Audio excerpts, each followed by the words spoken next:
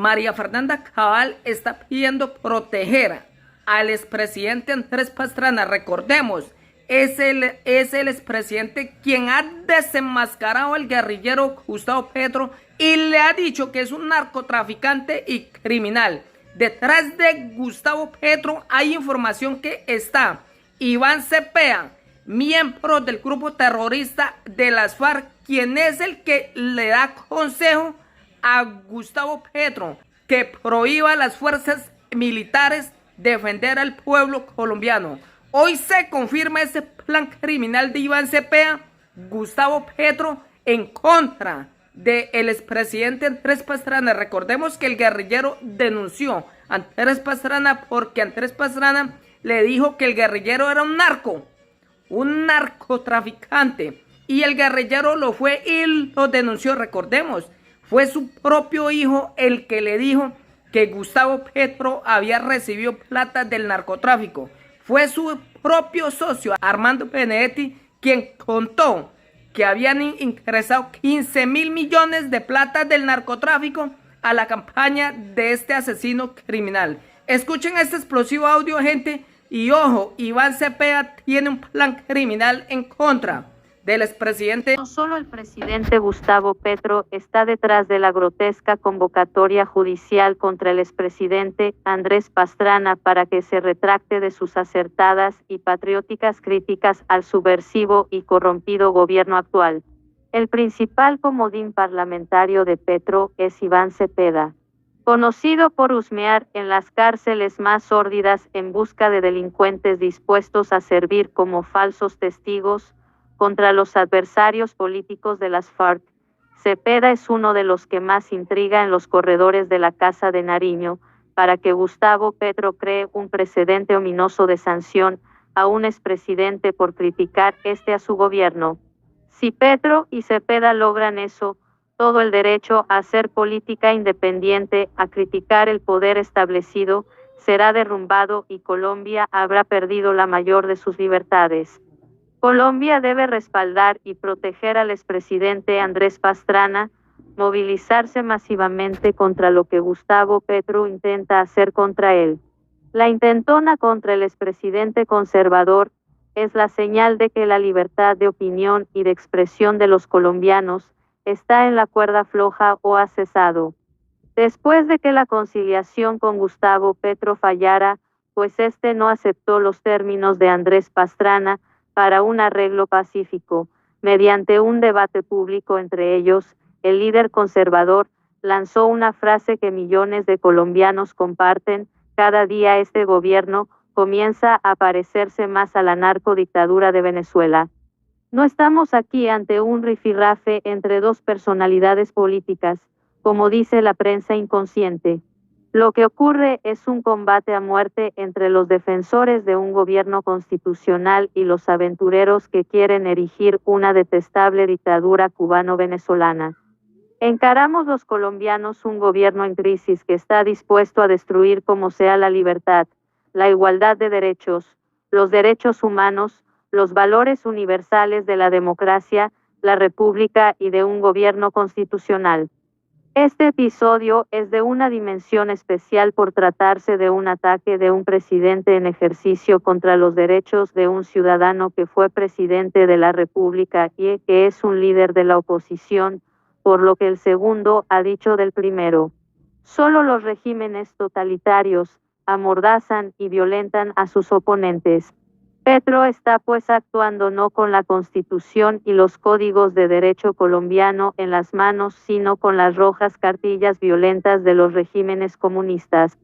Al llegar a la confrontación en la Fiscalía, Petro dijo que iba allá a defender del buen nombre de su gobierno. Se equivoca. Un mandatario defiende el buen nombre de su gobierno, con decisiones políticas, con actos, con iniciativas inteligentes, generadoras de paz, libertad, fraternidad y prosperidad, no montando intrigas y procesos contra los descontentos. Si Petro no quiere que los colombianos veamos en él un presidente que está arrodillado ante los designios de los carteles y bandas narcocomunistas, él debe romper con su política inaudita de dejar sin protección a la población y de permitir a la criminalidad organizada hacer lo que quiere con la excusa de que hay un cese al fuego con ella, que le impide a las fuerzas militares y de policía de la República defender a la ciudadanía y del territorio nacional de terribles agresiones. Mientras Petro no renuncie a esa política, será totalmente legítimo decir, como dijo el expresidente Pastrana, el 28 de noviembre de 2023, su campaña y su presidencia en Petro Gustavo no han sido otra cosa que la fusión del gobierno con el narcotráfico bajo el velo de una farsa denominada paz total. Tal caracterización puede ser severa, pero es, al mismo tiempo, cierta y los hechos que la corroboran se acumulan cada día. ¿Qué hacer contra los designios de Gustavo Petro? Las críticas verbales no bastan. Las marchas esporádicas, las denuncias, revelaciones y demostraciones en el Parlamento son indispensables, pero ellas solas no bastan. Hay que circular más y más información, realizar foros y conversatorios y ocupar las calles y plazas de manera más frecuente y duradera contra toda agresión liberticida o contra los oponentes. Hay que mantener informado al mundo entero sobre tales crímenes, crear una dinámica de masas contra el régimen nihilista y corrupto de Petro y de sus grupúsculos, fanatizados, primera línea, pacto histórico o como se llamen. El juicio de destitución de Petro, por las constantes violaciones a la Constitución y a las leyes de Colombia, debe ser intensificado y reforzado.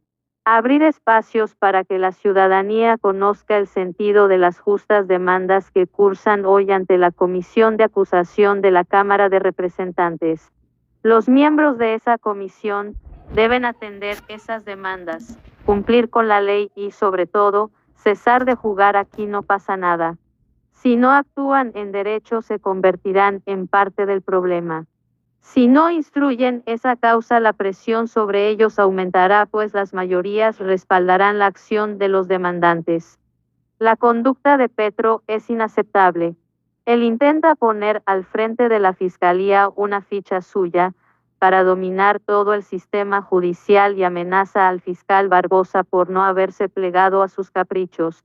Petro le quita las condecoraciones a un emérito general de la República, trata de golpistas a quienes impulsan acusaciones contra él en la comisión de acusaciones, considera que su esposa puede utilizar el dinero público para sus viajes y actividades privadas. Petro juega con la salud pública y planifica la ruina de Ecopetrol. Él tiene reuniones secretas cada semana sin que la prensa pueda investigar al respecto. Él está trayendo migrantes africanos a Colombia, retoma los insultos antisemitas de Hamas y se abstiene de condenar la matanza islamista del 7 de octubre pasado en Israel. Es el mismo que perdió por negligencia la realización en Colombia de los Juegos Panamericanos. En fin, la lista de su labor depredadora es interminable. Ahora Petro pasó a la agresión judicial contra el expresidente Andrés Pastrana. Ante eso debemos admitir que no luchamos solo contra un presidente errático, impopular, rencoroso, inepto y convencido de que destruir la democracia es una excelente acción. Luchamos no solo contra su paquete de medidas aberrantes, ni contra alguien que podría un día enderezar su camino, como sueñan algunos ingenuos. El desafío es impedir la consolidación de una dictadura narcocomunista que se apoderó del Estado mediante una elección fraudulenta y que trata hoy, por todos los medios menos medios sangrientos, medios ideológicos y medios políticos menos, de estabilizar su posición y hacerse irreversible en 2026.